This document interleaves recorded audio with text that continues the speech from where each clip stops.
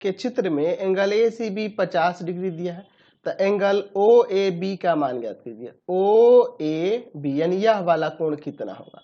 चलिए हमारे पास क्या दिया है जी कि एंगल ए सी बी जो है 50 डिग्री है, तो ज्ञात करना है,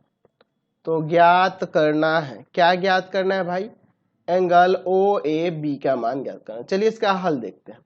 यहाँ पर देखिए तो एंगल ए ओ बी जो होगा यह 2 गुना नहीं हो जाएगा एंगल ए सी बी का। रीजन तो आपको पता ही है कि यहाँ लिख सकते हैं कि एक वृत्त के एक ही चाप द्वारा केंद्र पर बना कोण परिधि पर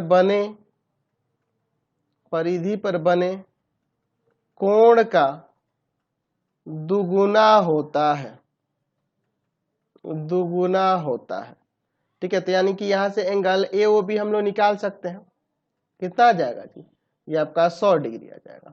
ठीक है, अब देखिए ओ ए जो होगा ओ बी के बराबर होगा। त्रिभुज ए ओ बी में अगर देखा जाए तो ओ ए ओ बी के बराबर होगा, और ये एक ही वृत्त की त्रिज्याएं हैं तो बराबर होंगी। एक ही वृत्त की त्रिज्याएं हैं इसलिए बराबर हो रही हैं, एक ही वृत्त की त्रिज्याएं हैं। अच्छा अब देखिए तो ये बराबर होता है, यानी कि एंगल ओ ए बी बराबर में angle O B A B हो जाएगा। लिख सकते हैं कि समान भुजाओं के त्रिभुज के अंदर पढ़े हैं ना जी, समान भुजाओं के सम्मुख कोण बराबर होते हैं।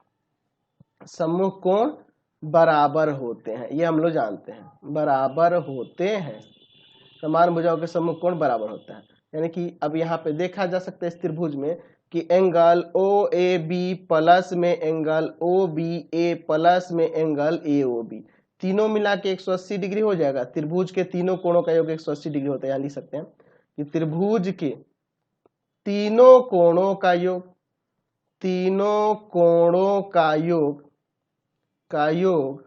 180 डिग्री होता है, ऐसा हम लोग यहाँ पर लिख सकते हैं।